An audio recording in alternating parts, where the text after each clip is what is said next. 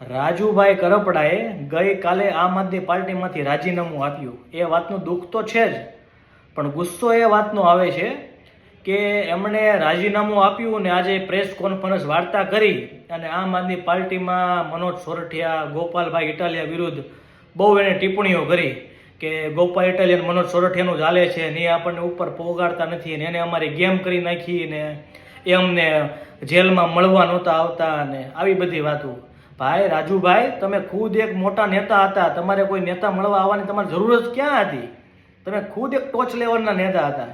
અને રહી વાત એ કે રાજુભાઈ કરપડા જેવા અનેક લોકો આમ આદમી પાર્ટીને છોડીને ગયા ને, ફક્ત 2 જ જણા, ગોપાલ ઇટાલિયા ને મનોજ સોરઠિયાએ આમ કર્યું ને તેમ કર્યું, ફક્ત 2 જ ટાર્ગેટ, એક ગોપાલ ઇટાલિયા ને બીજું મનોજ સોરઠિયા.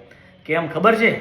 ગોપાલ ઇટાલિયા અને મનોજ સોરઠિયા આમ આદમી પાર્ટીના 2 એવા મજબૂત યોદ્ધાઓ છે ને, જે ભાજપની ચાલમાં આવવાવાળા લોકો નથી, જે માલ મિલકત કે ખોટું કરાવવાવાળા લોકો નથી, જે જનતા માટે અવાજ ઉઠાવવાવાળા લોકો છે. એટલે આ બેને તોડવા હાટું અને આમ આદમી પાર્ટીને તોડવા હાટું આ બધું ષડયંત્ર છે. લોકો અને પ્રજાઓ જાગી ગઈ છે, ખેડૂતો જાગી ગયા છે, બધું દેખાય છે.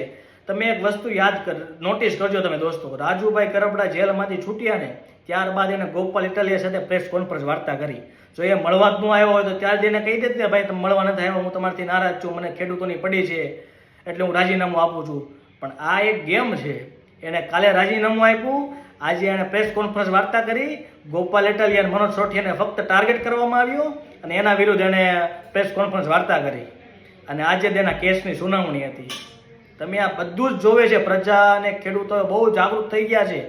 અને રાજુભાઈ કરપડાને કહેવા માગું છું, ભાજપને કહેવા માગું છું, જ્યાં સુધી આમ આદમી પાર્ટીમાં ગોપાલ ઇટાલિયા, મનોજ સોરઠિયા જેવા યોદ્ધાઓ છે ને, ત્યાં સુધી આમ આદમી પાર્ટીના કાર્યકર્તાને તમે ડરાવી નહીં શકો અને તોડી નહીં શકો. રાજુભાઈ કરપડા જેવા અનેક લોકો વયા જાય, પણ અમારી જેવા કાર્યકર્તા જ્યાં સુધી આમ આદમી પાર્ટીમાં છે ને, તમે કાંઈ નહીં કરી શકો. અને પ્રજા માટે તો કામ થાહે જ.